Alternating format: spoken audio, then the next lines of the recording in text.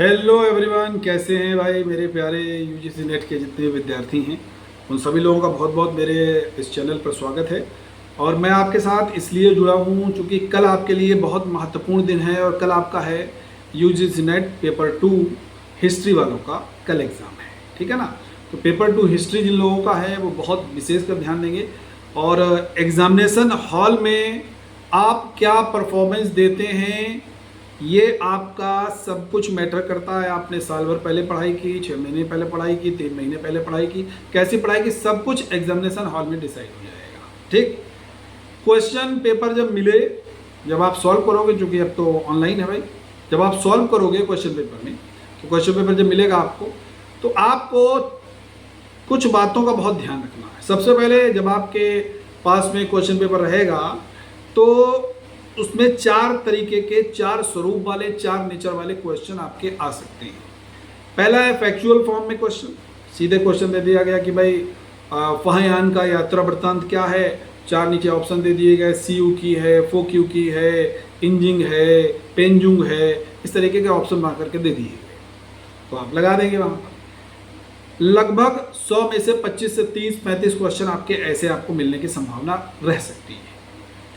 दूसरा क्वेश्चन का नेचर रहेगा आपका स्टेटमेंट वाइज। एक क्वेश्चन दिया गया है, which of the following is correct, 4 नीचे पॉइंट दिए, ऑप्शंस दिए गए हैं। कोई स्टेटमेंट दे दिया गया कि भाई, पहला स्टेटमेंट दे दिया गया, स्वामी विवेकानंद ने 1894 में शिकागो के रिलीजियस समिट में पार्टिसिपेट किया। दूसरा बना दिया गया कि भाई गुलामगिरी महात्मा ज्योतिबा फुले का है, के द्वारा लिखित है। फिर दे दिया दान सागर, अद्भुत सागर बल्लाल सेन का है।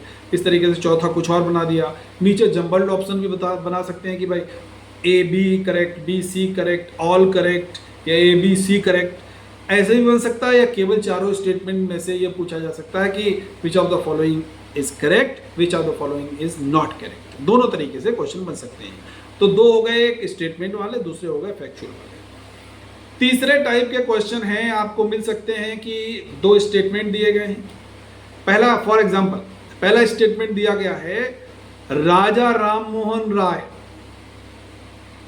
जिन्होंने ब्रह्म समाज की स्थापना की, इनका मकबरा भारत के बाहर स्थित है। पहला स्टेटमेंट दे दिया गया। दूसरा स्टेटमेंट दे दिया गया, राजा राम मोहन राय ने बांग्ला भाषा में मिरातुल अखबार भी चलाया, या मिरातुल अखबार के संपादक भी रहे। 2 स्टेटमेंट हो गए। नीचे ऑप्शन दिए गए हैं और क्वेश्चन ऑप्शन के ऊपर लिखा हुआ है विच इज करेक्ट।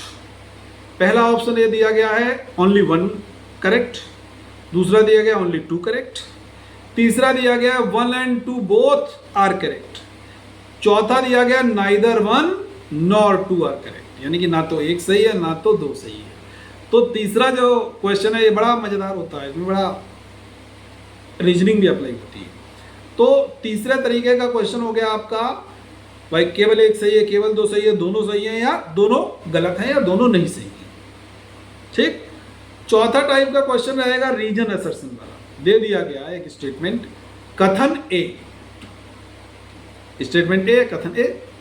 कथन ए दे दिया गया कि भाई, कोई भी एग्जांपल ले लेते हैं हम लोग, चलिए वैदिक ऐसे ले लेते हैं। दे दिया गया कि वैदिक काल में या ऋग्वैदिक काल में एक देवता हैं। उन देवता, जो देवता हम लोग कहते हैं ना कि एक ऐसे देवता हैं जिनका नाम है इंद्र, उनका उल्लेख ऋग्वेद में सबसे अधिक बार 250 बार हुआ है। एक स्टेटमेंट ये आ गया। ठीक, ये कथन ए में आ गया। दूसरा स्टेटमेंट आ गया, इंद्र को पुरंदर भी कहा जाता है। ठीक। बाकी चारों ऑप्शन आप लोग जानते हैं। ए सही है, आर उसकी सही व्याख्या करता है। दूसरा, ए सही है, आर उसकी सही व्याख्या नहीं करता है। तीसरा है, ए सही है, आर गलत है। चौथा है, ए गलत है, आर सही है। ठीक है ना। अब 4 टाइप के क्वेश्चन हो गए आपके, बहुत ध्यान से समझिए भाई। 4 टाइप के क्वेश्चन हो गए। पेपर आपके पास आएगा तो पेपर देख करके बौराना नहीं है, एकदम मार सटासट लगाने लगे, ये नहीं करना। एक सिस्टमेटिक, एक रणनीतिबद्ध, हमको एग्जाम क्रैक करना है, विद्वान नहीं बनना है। पहली चीज करना क्या है, सबसे पहले फैक्चुअल वाले क्वेश्चन उड़ाइए, और जिनमें 100% हो वो वाले, जिनमें अगर 2 ऑप्शंस में डाउट है उनको सर्कल करके आगे बढ़ जाइए। सबसे पहले फैक्चुअल वाले क्वेश्चन कीजिए। जब आप फैक्चुअल वाला क्वेश्चन करोगे तो दिमाग जो है आपका थोड़ा सा, जो नहीं कहते, रमा हो गया दिमाग हमारा एकदम एग्जामिनेशन हॉल में हमारा दिमाग रमा हो गया, एडजस्ट हो गया, ठीक है ना। अब जब आपने फैक्चुअल वाले क्वेश्चन कर लिया, फिर दूसरे नंबर पर आओ आप, किसमें, दूसरे नंबर पे आओ आप, जो आपके दिए गए हैं 2 statement, 1 correct 2 correct, both are correct और नाइदर 1 नॉर 2 आर करेक्ट, तो ये वाले दूसरे नंबर पर करना। तीसरे नंबर पर क्वेश्चन करोगे आप लोग जो स्टेटमेंट वाले हैं, और चौथे नंबर पर आप सबसे लास्ट में करोगे रीजन असर्शन के क्वेश्चन। अगर आप इस सीक्वेंस में करते हो तो एग्जाम में होता क्या है कि मॉरल बहुत बड़ी चीज़ है। आपने बुकलेट खोली या आपने ऑनलाइन, भैया तो ऑनलाइन CBT पे, तो आपने देखा तो 1 क्वेश्चन नहीं पता, 2 नहीं पता, 3 नहीं पता, बच्चा परेशान हो गया, सर पता नहीं भगवान क्या होगा, क्या करें हम, लग रहा कि फेल हो जाएंगे। उसके दिमाग में घर कर गई बात, पेपर वह बहुत कठिन आ गया, अब हम क्या करें। तो ये साइकोलॉजिकल, ये मनोवैज्ञानिक दबाव अगर आ गया एग्जामिनेशन हॉल में, तो सरल से सरल प्रश्न भी गलत करके चले आओगे।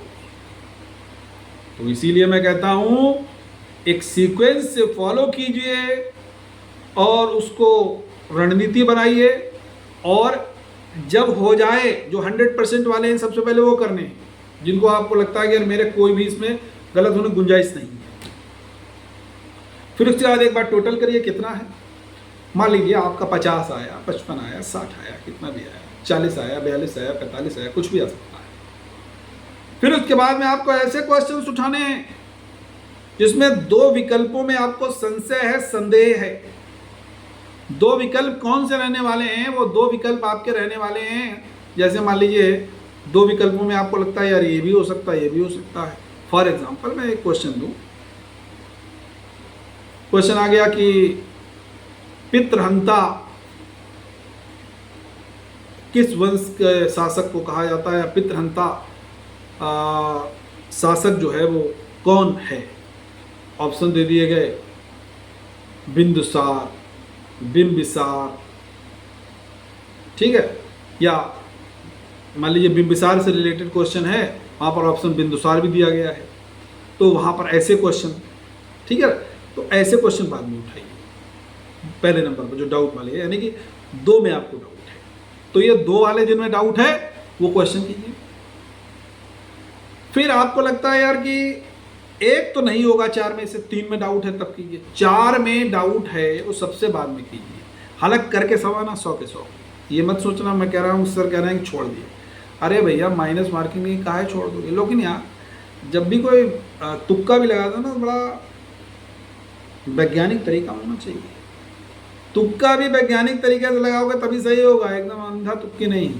अंधा तुक्की तो जब किस्मत मेहरबान तो कोई भी पहलवान, समझ रहे हो ना, तो वो एक अलग बात है, वो हर दिन नहीं सभी का होता है।